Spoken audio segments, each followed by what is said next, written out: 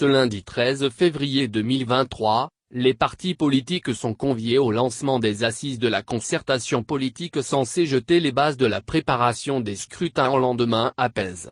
Pour la première fois dans notre histoire, le pouvoir choisit d'organiser une concertation politique avant les élections. Nous pouvons nous féliciter de ce sursaut qui, quoique tardif, confirme la justesse de nos analyses et la pertinence de nos propositions. En prenant une telle option, le pouvoir nous indique avoir enfin pris conscience de la gravité de la situation dans laquelle des élections truquées ont plongé notre pays. Afin que la participation de l'Union nationale ne soit pas interprétée comme un blanc-seing ou comme l'expression d'une quelconque connivence, il importe de rappeler ici quelques fondamentaux. Qu'est-ce qu'une concertation ? La concertation est une pratique qui consiste à rechercher un accord, une entente, en vue d'une prise de décision ou d'un projet commun, entre toutes les personnes concernées, qu'elles aient des intérêts convergents, complémentaires ou même divergents.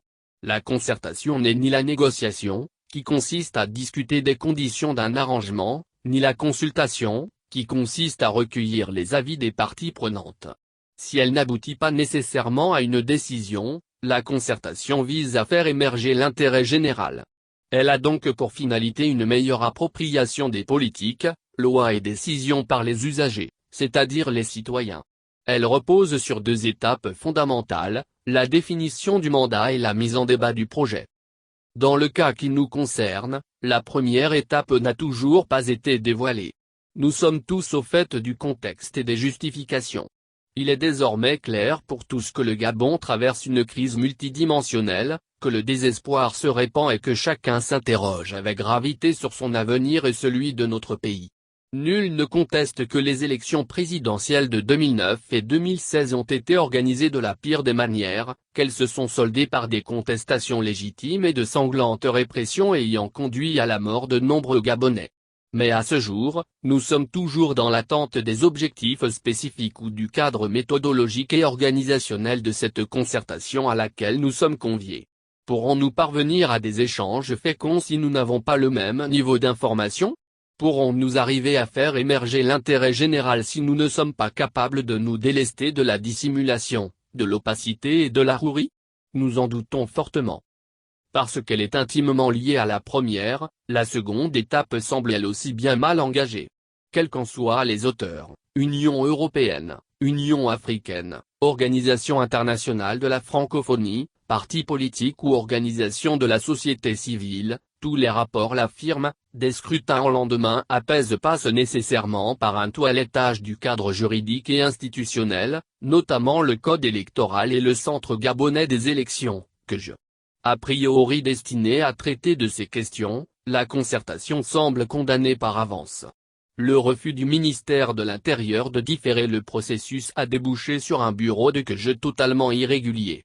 Le mutisme de la Cour constitutionnelle, y compris après qu'elle ait été saisie par 6 formations politiques, dont l'Union nationale, a légitimé les entorses à la procédure et autres violations de la loi. Dans ce contexte, la concertation se trouve vidée de tout sens et de tout intérêt. De quoi allons-nous discuter si l'organe en charge de l'administration des élections est déjà en place? Cette question, chacun se la pose depuis au moins le 16 janvier dernier.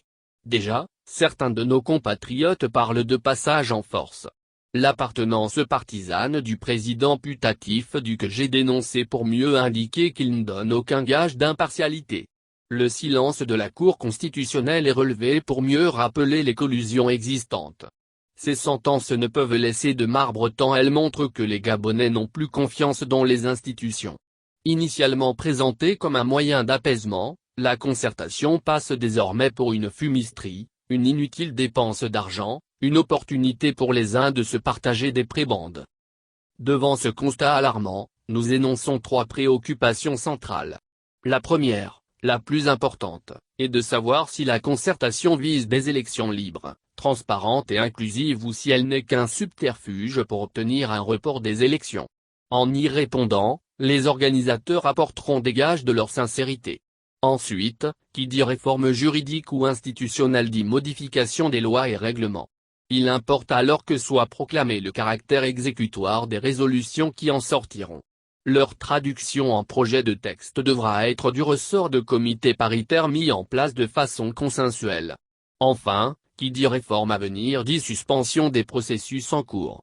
Le but n'est pas de remplacer l'équipe unilatéralement désignée par le ministère de l'Intérieur pour conduire le GJ, mais de garantir un fonctionnement à la fois démocratique et harmonieux de cette instance.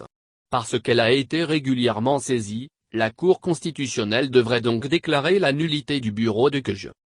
Le but recherché par ces propositions, c'est le renforcement de la confiance des citoyens dans le processus électoral. Dès lors que les choses seront au clair, les citoyens n'auront plus de raison de nourrir la suspicion. Même si c'est la présidente de l'Union nationale qui les exprime, ces propositions ne sont dirigées ni contre un camp ni contre une personnalité quelconque. Elles visent simplement à réconcilier les Gabonais avec la chose politique. La concertation qui s'ouvre ce lundi ne doit pas être une nouvelle version des accords de Paris, des accords d'Arambo ou du dialogue d'Angondjé. En tout point, elle doit s'en distinguer et s'en démarquer.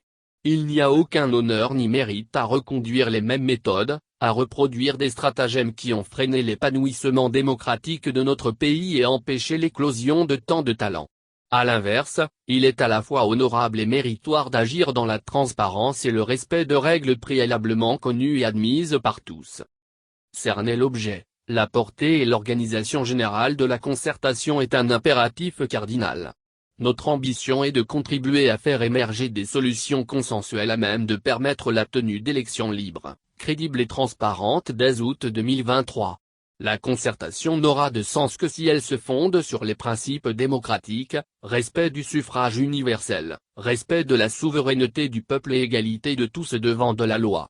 Ceux qui pensent que nous en demandons trop sont tout simplement ceux qui considèrent que le Gabon est la propriété de certains et non de tous, le patrimoine de certains et non du peuple. Pour notre part, nous affirmons qu'un système électoral juste a toujours été le moteur du progrès social et humain.